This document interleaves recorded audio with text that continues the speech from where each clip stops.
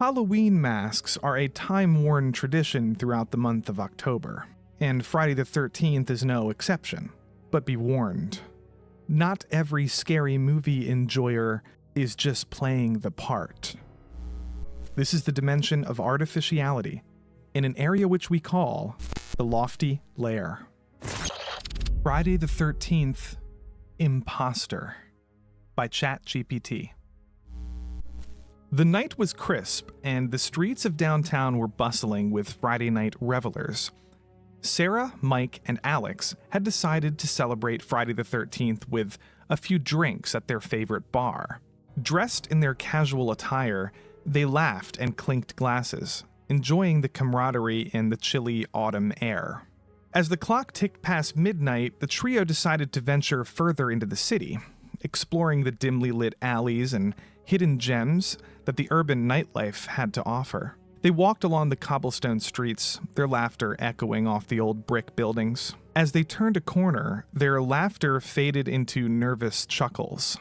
A man stood there, bathed in the pale light of a flickering street lamp. He wore a tattered and blood-stained hockey mask, reminiscent of the infamous Jason Voorhees from the horror movies. "Nice costume!" Mike exclaimed, assuming it was just another reveler celebrating the spooky night. But the man didn't respond, he merely tilted his head as if studying them. Sarah and Alex exchanged uneasy glances. "Come on, Mike, let's keep going," Sarah suggested, tugging at his arm. The trio continued down the dark alley, the footsteps echoing ominously in the night. But when they glanced back, they saw the man in the Jason mask following them, his lumbering steps oddly unsettling. Mike laughed it off, thinking it was just part of the man's act. As they turned another corner, the man's eerie silence was shattered by a bone-chilling metallic screech. He brandished a gleaming machete, the blade glinting in the dim light. Panic washed over the friends, and they broke into a run, adrenaline surging through their veins. Sarah's heart pounded as she stumbled over cobblestones. She dared a glance behind them to see the masked man pursuing them relentlessly, the machete glimmering with murderous intent. They sprinted through a maze of alleyways, their footsteps echoing like a symphony of dread. In the frantic chase, they separated, each friend fleeing in a different direction. Mike's terrified cries echoed in the night as the man in the mask closed in. Moments later, his agonized scream was silenced.